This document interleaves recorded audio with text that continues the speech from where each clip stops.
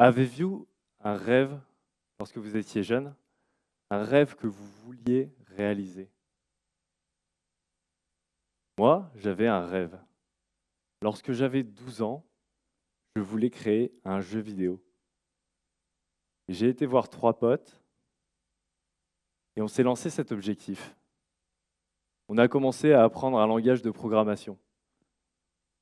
Et rapidement, on a vu que c'était bien galère.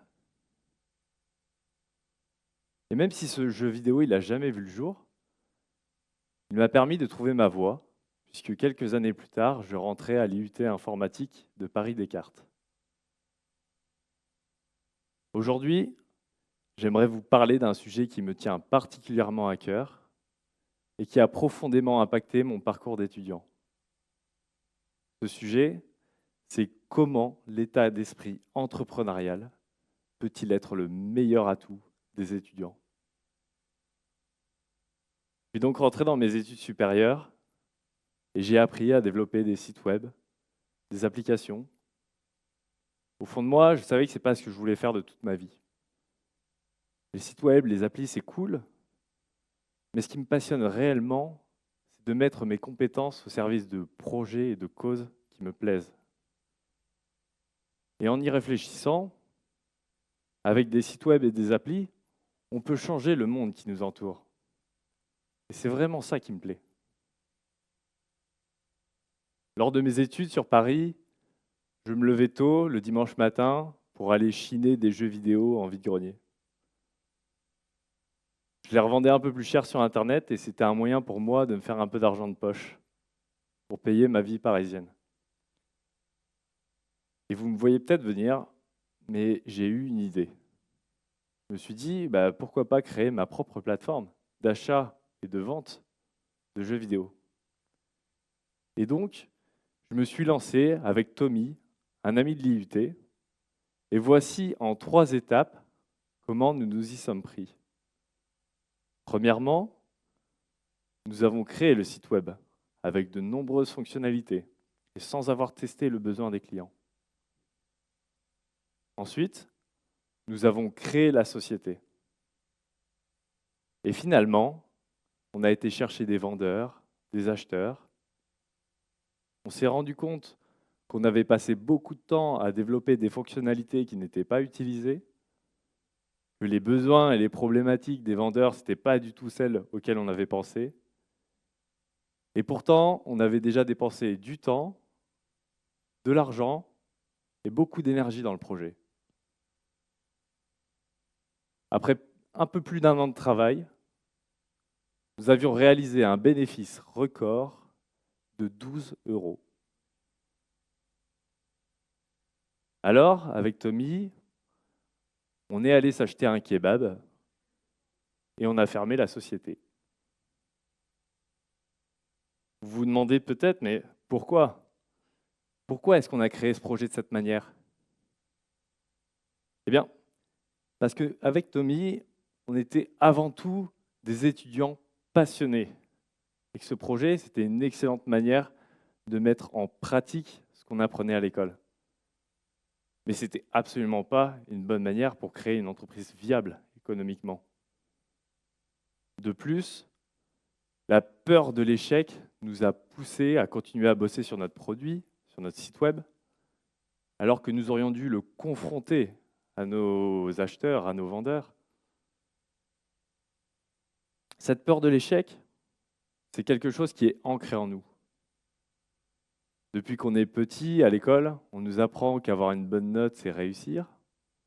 Avoir une mauvaise note, c'est un échec. Avec des mauvaises notes, on redouble. Avec des mauvaises notes, on ne peut pas faire ce qu'on veut dans la vie. Je suis sûr que ça vous est déjà arrivé. Repensez à une situation que vous avez vécue, une situation d'échec, et qui s'est transformée des semaines, des mois, des années plus tard en réussite.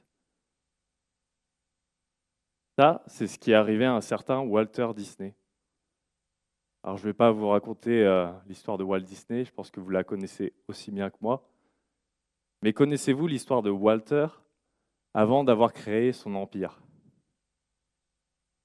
Walter, il travaillait pour un journal aux États-Unis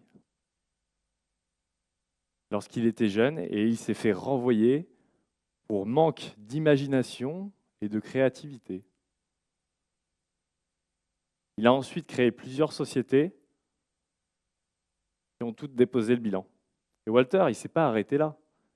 Walter, il a continué à persévérer, il a appris de ses échecs pour créer ce qu'on connaît tous aujourd'hui.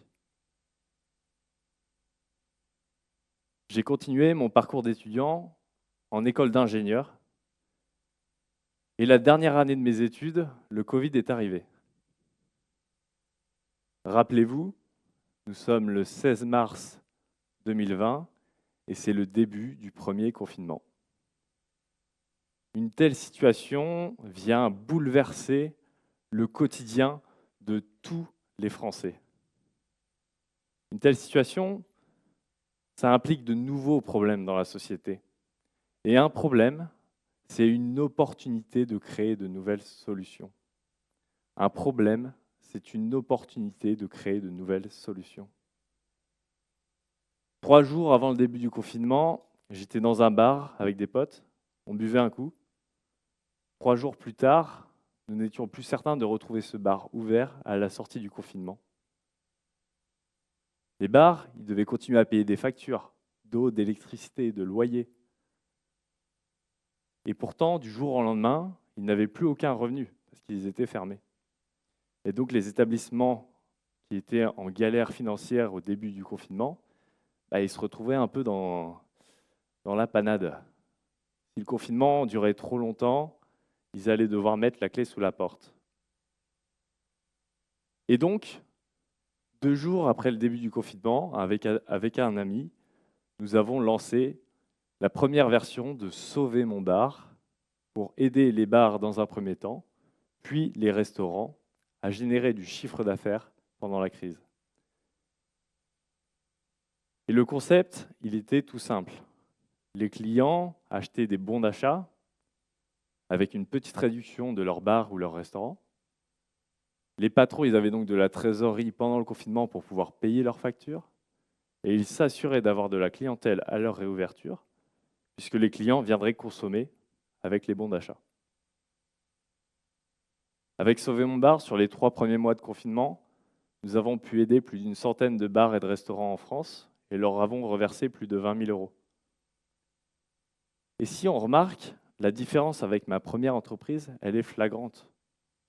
Avec Sauver mon bar, on est parti d'un problème à un moment donné et on a répondu très rapidement avec une solution. Nous avons ensuite essayé de transformer Sauver mon bar en entreprise en apportant de nouveaux services digitaux aux patrons de bars et de restaurants. Pendant des mois, nous avons créé ces nouveaux services sans pour autant réussir à générer assez de bénéfices pour pouvoir en vivre. Et quelques semaines plus tard, nous avons décidé d'arrêter de travailler sur le projet. Et avec du recul, une grande qualité nous a manqué avec Sauver mon bar. Et cette qualité, c'est la patience. Nous voulions avoir des résultats trop rapidement. Nous n'avons pas pris le temps d'éduquer les patrons de bars et de restaurants à de nouveaux services. Nous n'avons pas pris le temps de changer notre image de marque. La patience, c'est une qualité qui est extrêmement importante.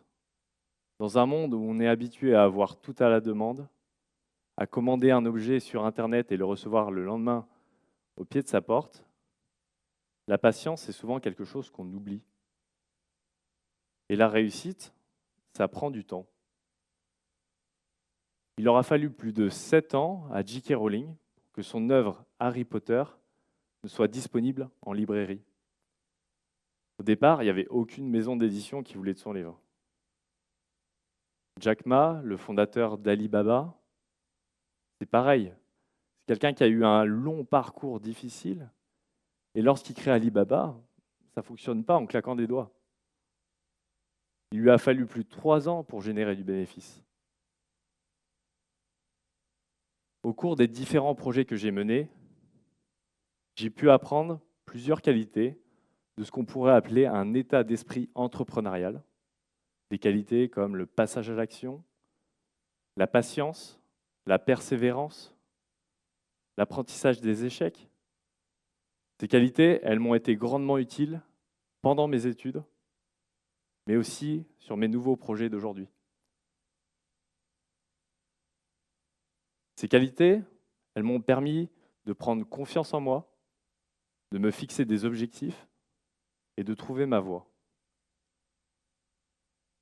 Vous vous souvenez de ce jeu vidéo que je voulais créer quand j'avais 12 ans?